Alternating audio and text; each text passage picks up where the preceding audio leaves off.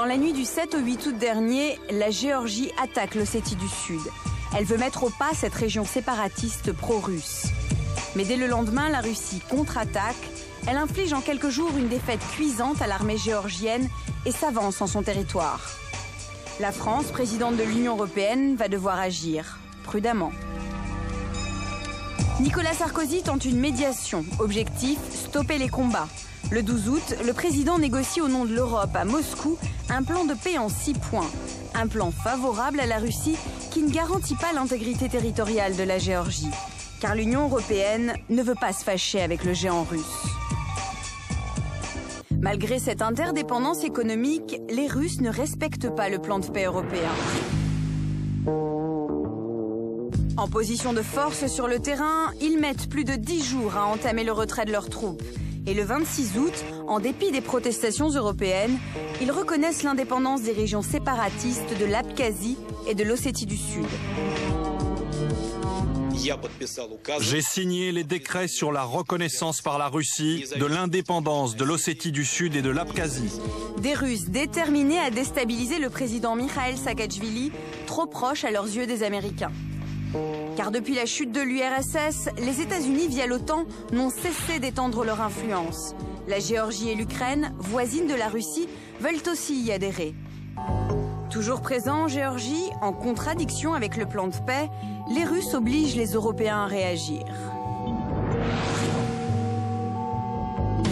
Réunis en sommet extraordinaire à Bruxelles lundi dernier, les Européens sont divisés entre partisans d'une attitude modérée et partisans d'un langage plus ferme. Mais ils parviennent à s'entendre sur une position commune. Tant que la Russie ne respecte pas le plan de paix, les discussions sur un partenariat renforcé sont suspendues. Lundi prochain, Nicolas Sarkozy est attendu à Moscou pour demander l'application scrupuleuse de ce plan et tenter de faire entendre la voix d'une Europe encore jeune diplomatiquement. Place au débat avec les principaux intéressés. L'ambassadeur de Géorgie en France, bonjour, Monsieur Mamouka Koudava. Le porte-parole de l'ambassade de Russie en France, bonjour, Serge Parinov. Bonjour. Vous êtes prêt à marcher sur Tbilissi, enfin votre armée, Serge Parinov? Moi, personnellement, non. Quoique j'ai eu l'occasion de visiter cette île à plusieurs reprises. En fait, en Union soviétique, j'ai fait mon service militaire dans la région. J'ai été en Azerbaïdjan, mais quasiment sur la jonction de ces trois républiques. Vous dites Union soviétique? En Union soviétique, de 86 à 88. J'ai été recru, j'ai été en armée soviétique, en Azerbaïdjan, mais quasiment sur la jonction des trois républiques transcaucasiennes. Donc j'ai passé plusieurs mois dans le cadre de mon service militaire à Roustavi, donc c'est une petite dizaine de kilomètres de Tbilissi, peut-être un peu plus. Et je veux dire que j'admire le peuple géorgien. C'est un peuple absolument fantastique, ouvert, hospitalier, joyeux, qui a une culture époustouflante. Et il y avait quelque chose, un énorme respect pour nous, les soldats de l'armée soviétique. Donc, il faut tu demandais une clope, en fait, on te donnait un paquet. Être libre au XXIe siècle, on a le droit d'exister. Justement, votre Excellence, on a le droit permettez pour vous répondre. D'après votre discours, j'ai compris que la Géorgie, les grades géorgiens n'ont pas tiré sur Tskhinvali dans la nuit de 7 au 8 août. Est-ce que c'est cela que vous avez dit? Nous avons répondu à l'invasion russe avec milliers de forces régulières russes qui venaient d'installer en Abkhazie, en Ossétie du Sud. Que la Russie depuis avril, a envahi l'Abkhazie et puis les grades ont tiré sur l'Abkhazie. Qu'est-ce qui s'est passé d'abord dans la nuit du 7 au 8? C'est ça la question pour moi. Si on prend un cas, ce n'est pas juste. La Russie a occupé la partie géorgienne en Abkhazie et en Ossétie du Sud depuis 1993, ça c'est sûr, tout le monde le connaît.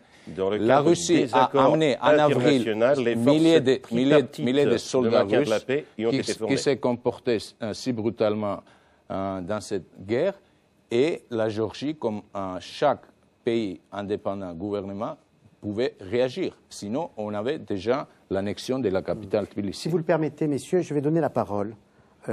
Forte et en direct le samedi, je parle des informations que nous avons eues le samedi après-midi, ça peut encore évoluer par rapport au dimanche, avec une escalade même verbale entre Dick Cheney et M. Medvedev.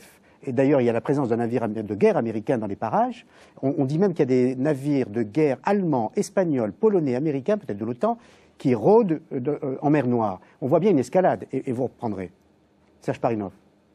Oui, malheureusement. J'espère pourtant qu'on n'est pas quand même au lendemain d'une nouvelle guerre froide, ni d'une guerre chaude d'autant plus.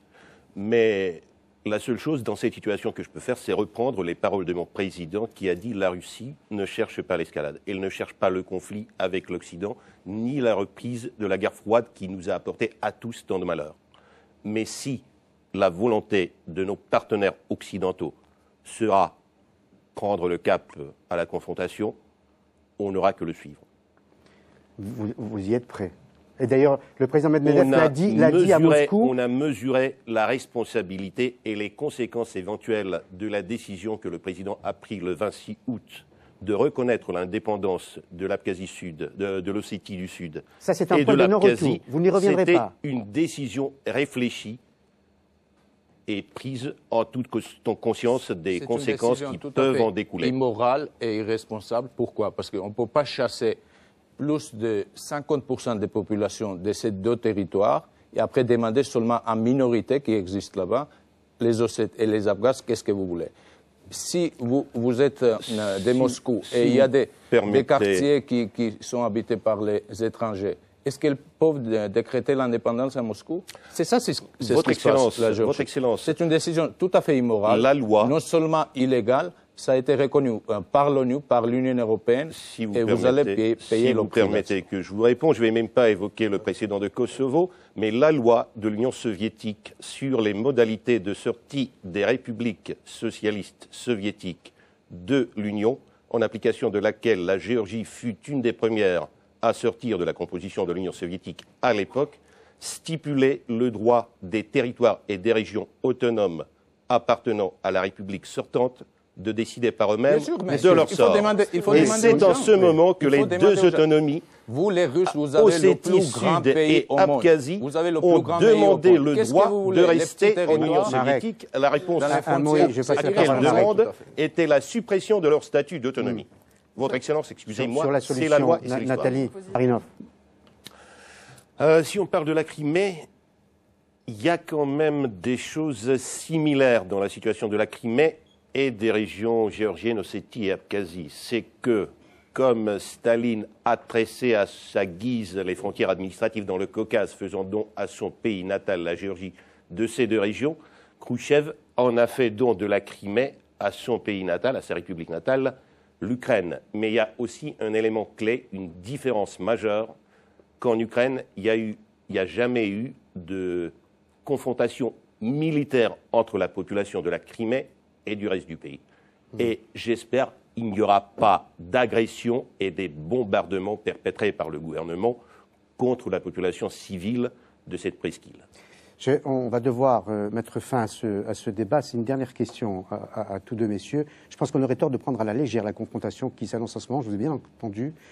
Et j'ai l'impression qu'à lire aussi les déclarations samedi du président Medvedev, que vous voulez retrouver un peu de votre prestige perdu au temps de l'éclatement de l'Union soviétique, que vous en avez aujourd'hui les moyens économiques et les moyens militaires, et que vous n'admettrez pas que, par exemple, pour ne parler que de deux pays qu'on a cités aujourd'hui, que la Géorgie et l'Ukraine adhèrent à l'OTAN et que l'OTAN étende sa sphère d'influence. Alors, très concrètement, si ces deux pays adhèrent à l'OTAN, que faites-vous ? C'est la décision de ces deux pays, de leur population et de l'Alliance. À plusieurs reprises, dans l'élargissement de l'OTAN vers nos frontières, la Russie a répété que, malheureusement, dans ce processus, nous n'avons pas le droit de veto. Mais nous ne voyons pas à quoi ça sert dans la lutte contre les risques d'aujourd'hui, la prolifération, la drogue, la criminalité organisée, etc. Nous ne voyons pas à quoi ça sert. Merci messieurs, je pense que malheureusement, au cours de cette année 2008-2009, saison 2000-2009, on reviendra sur ce problème en espérant évidemment que la paix se produise dans vos deux pays puisque vous vous aimez.